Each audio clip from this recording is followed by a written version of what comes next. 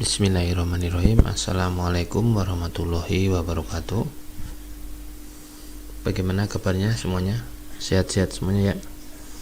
Untuk mata kuliah Data Science dan Analisis kali ini kita akan membahas tentang transformasi data. Oke, transformasi data. Ada yang pertama transformasi data, kemudian berbagai teknik transformasi data.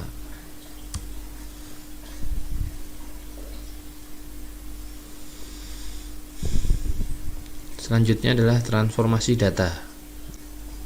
Oke, transformasi data merupakan perubahan data dari variabel yang sebenarnya menjadi skala konversi nilai tertentu.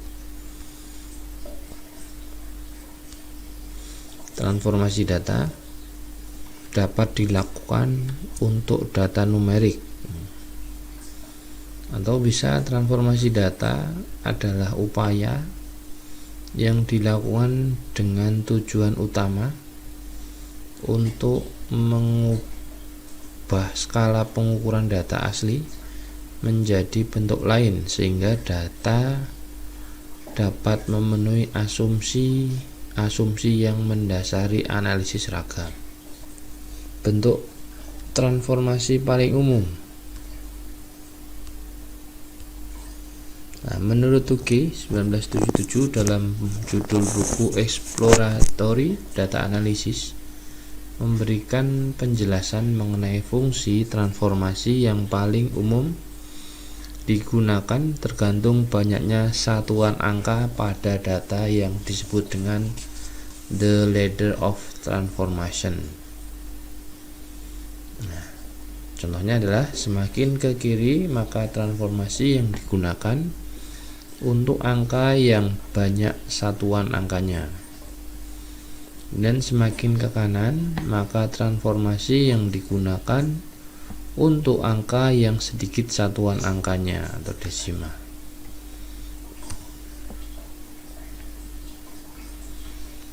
Tujuan atau alasan dilakukannya transformasi data. Yang pertama, itu mengubah data menjadi skala yang berbeda. Selanjutnya yang kedua, meningkatkan kecocokan data dengan asumsi yang mendasari pada proses pemodelan. Dan yang ketiga, melinearisasikan hubungan antara dua variabel yang hubungannya tidak linear. Dan keempat, memodifikasi rentang nilai dari suatu variabel. Selanjutnya yang kelima, mengetahui distribusi dari suatu data. Ya, mengetahui distribusi dari suatu data.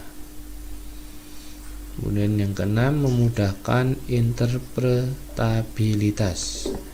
Interpretabilitas itu adalah hubungan antara teori formal yang mengungkapkan kemungkinan, menafsirkan atau menerjemahkan satu ke yang lain. Nah, ini biasanya digunakan dalam perhitungan data, ya, data statistik misalnya. Nah, di situ banyak menggunakan variabel-variabel data yang berhubungan dengan interpretabilitas. Selanjutnya tujuan yang ketujuh adalah menormalkan suatu data.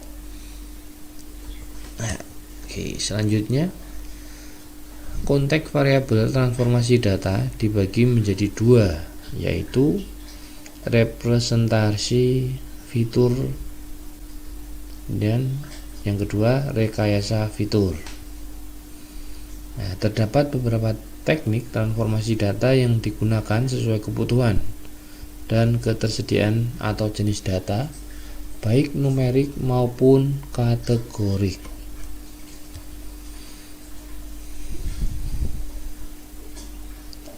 Nah, representasi fitur atau pembelajaran fitur ini yang pertama, teknik yang memungkinkan sistem bekerja otomatis menemukan representasi yang diperlukan untuk deteksi fitur atau klasifikasi dari datasheet, menggantikan rekayasa fitur manual, dan memungkinkan mesin mempelajari fitur dan menggunakannya untuk melakukan tugas tertentu. Selanjutnya yang kedua adalah rekayasa fitur.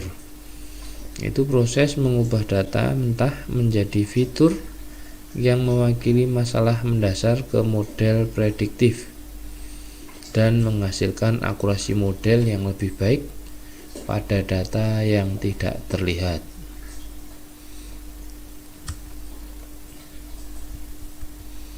Selanjutnya, berbagai teknik transformasi data. Oke, ada yang pertama adalah imputasi. Imputasi merupakan model menggantikan nilai atau data yang hilang atau missing value (NaN) atau blank dengan nilai pengganti. Kemudian yang kedua, tahapan dan teknik imputasi. Nah, imputasi data adalah tindakan mengganti data yang hilang dengan perkiraan statistik dari nilai yang hilang. Tujuan dari setiap teknik imputasi adalah menghasilkan kumpulan data yang lengkap untuk digunakan dalam proses pelatihan model pembelajaran mesin. Kemudian untuk membantu proses ini kita perlu menggunakan pustaka yang disebut mesin fitur yang dapat menyederhanakan proses memasukkan nilai yang hilang. Selanjutnya teknik imputasi data yang hilang. Teknik yang berlaku untuk variabel numerik dan kategoris, dan juga beberapa metode yang berlaku untuk keduanya.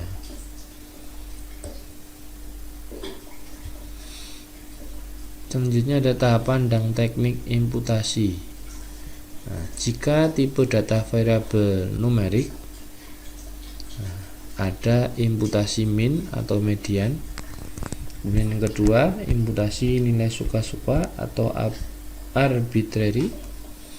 Kemudian yang ketiga, imputasi nilai atau data ujung end of tail.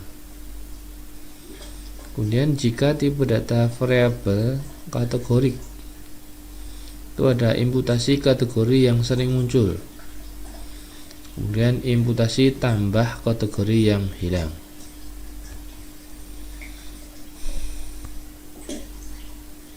Yang pertama ada imputasi min atau median.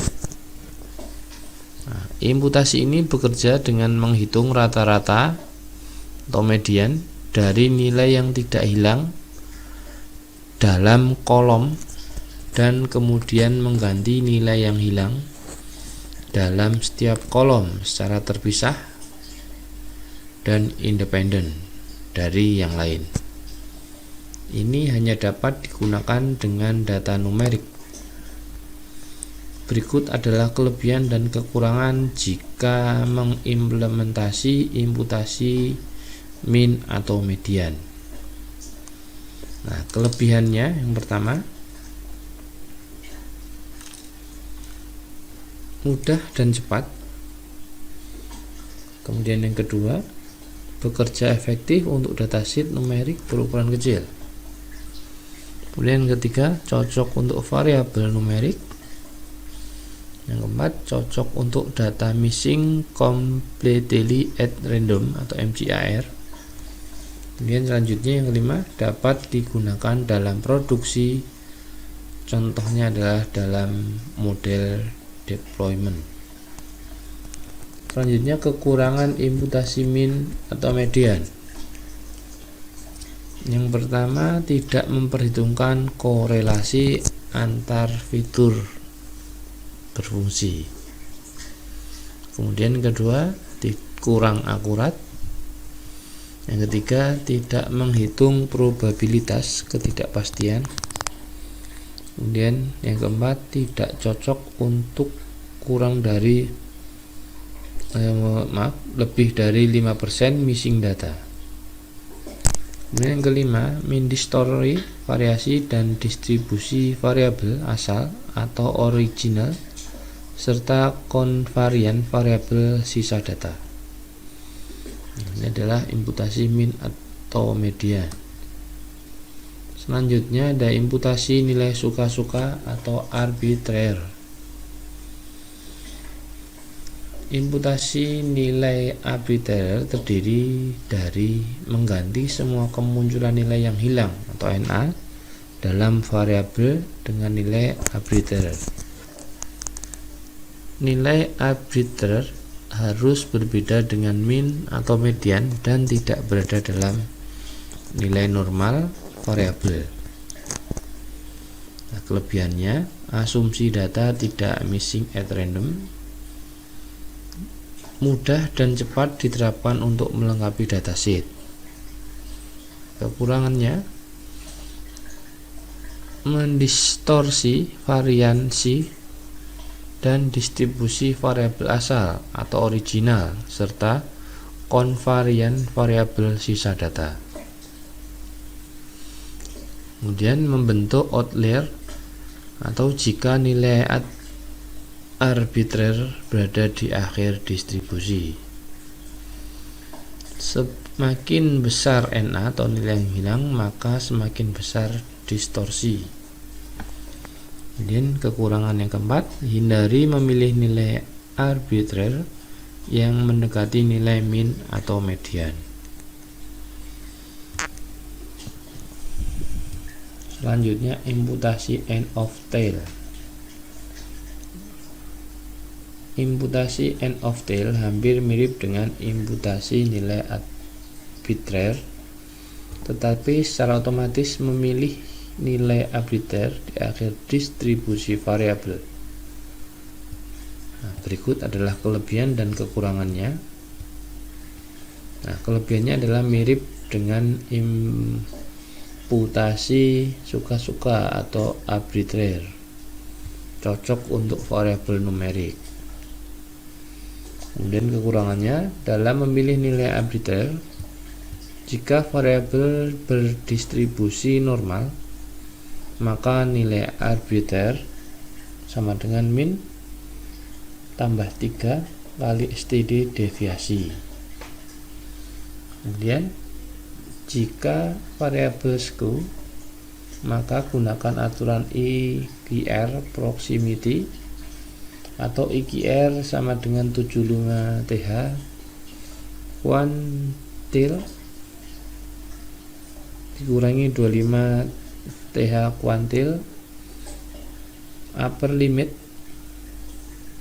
kemudian sama dengan 75 TH kuantil plus IQR kali 3 lower limit 25 TH kuantil dikurangi IQR kali 3. Hanya digunakan pada data latih atau training set. Selanjutnya ada imputasi frekuen kategori atau modus. Nah, imputasi ini mengganti semua kemunculan nilai yang hilang dalam suatu variabel dengan mode atau nilai yang paling sering. Berikut adalah kelebihan dan kekurangannya. Kelebihannya adalah cocok untuk data dengan missing at random. Kemudian yang kedua, mudah dan cepat diterapkan. Yang ketiga, dapat digunakan dalam produksi, misalnya dalam model deployment. Kekurangannya, yang pertama, mendistorsi relasi label dengan frekuensi tertinggi versus variabel lain. Dan yang kedua, menghasilkan over representation jika banyak data yang missing.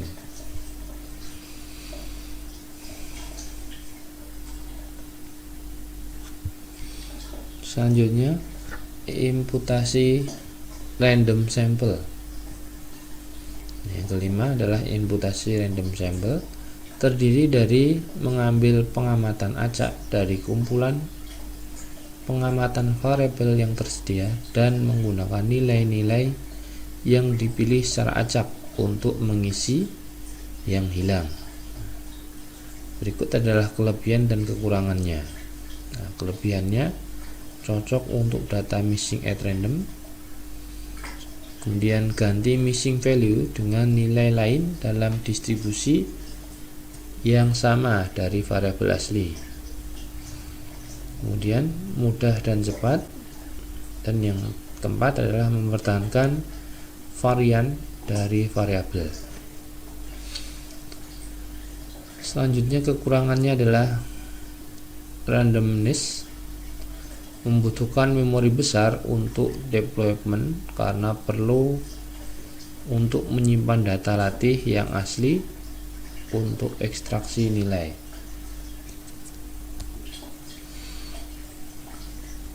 Selanjutnya yang keenam adalah imputasi nilai nol atau konstanta. Seperti namanya, menggantikan nilai yang hilang dengan nol atau lebih konstan apapun yang ditentukan. Berikut adalah kelebihan dan kekurangannya. Kelebihannya adalah cocok untuk variabel kategorik. Kekurangannya tidak memperhitungkan korelasi antar fitur. Kemudian memunculkan bias dalam data.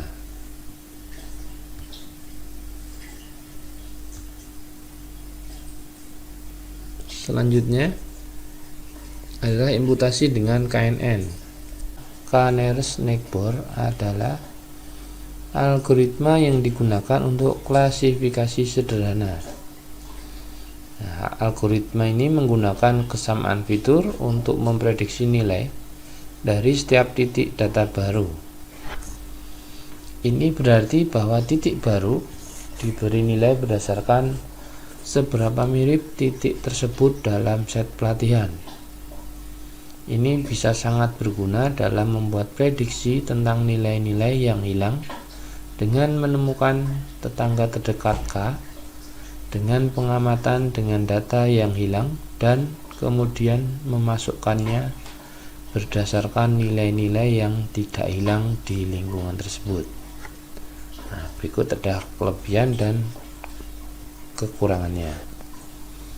Nah, kelebihannya lebih akurat dibandingkan dengan mean, median, most frequent. Kemudian kekurangannya biaya komputasi mahal karena KNN bekerja dengan menyimpan seluruh datasheet pelatihan dalam memori. Kemudian yang kedua, sensitif terhadap outlier dalam data, tidak seperti SVM.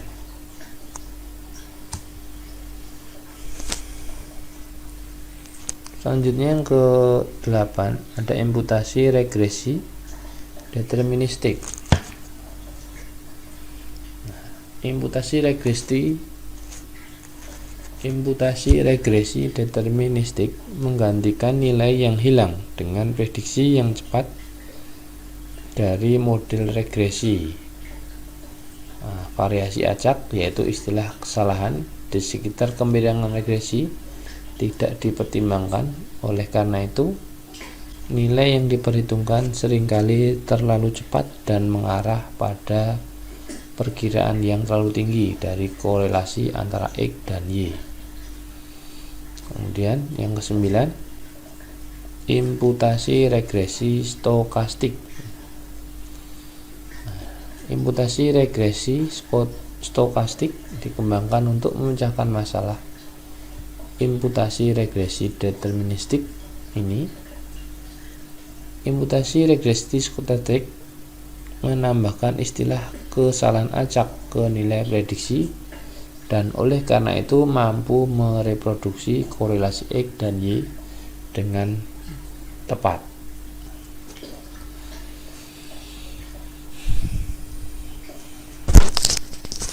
Nah, kesimpulannya, transformasi data adalah bagian dari data preparation. Yang kedua, membutuhkan pengetahuan dasar dan detail serta waktu yang mayoritas untuk menjamin data yang akan dianalisis sebersih mungkin. Dan ketiga, transformasi data dapat menggunakan beberapa teknik rekayasa fitur atau fitur engineer. Kemudian yang keempat, normalisasi standarisasi adalah bagian proses atau tahapan yang diperlukan untuk mentransformasi data. Kemudian yang kelima, selain data terstruktur, transformasi data juga krusial dilakukan untuk data yang semi terstruktur dan tidak terstruktur atau unstruktur, seperti teks, image, audio, dan video. Kemudian yang terakhir, data tidak terstruktur menjadi mayoritas dan tantangan sendiri dalam proses transformasi data di data science. Nah, ini adalah sedikit tentang transformasi data. Jadi transformasi data ini masih bagian dari data preparation yang sebelumnya pernah saya terangkan. Oke, itu saja dari saya. Kalau ada pertanyaan silahkan nanti bisa didiskusikan di forum diskusi. Nah, nanti untuk prakteknya kita akan mencoba pada pertemuan selanjutnya. Baik, terima kasih atas waktu dan partisipasinya. Tetap semangat dan jangan lupa protokol kesehatan tetap dilaksanakan. Jaga kesehatan dengan baik, tetap semangat dalam belajar. Saya akhiri. Assalamualaikum warahmatullahi wabarakatuh.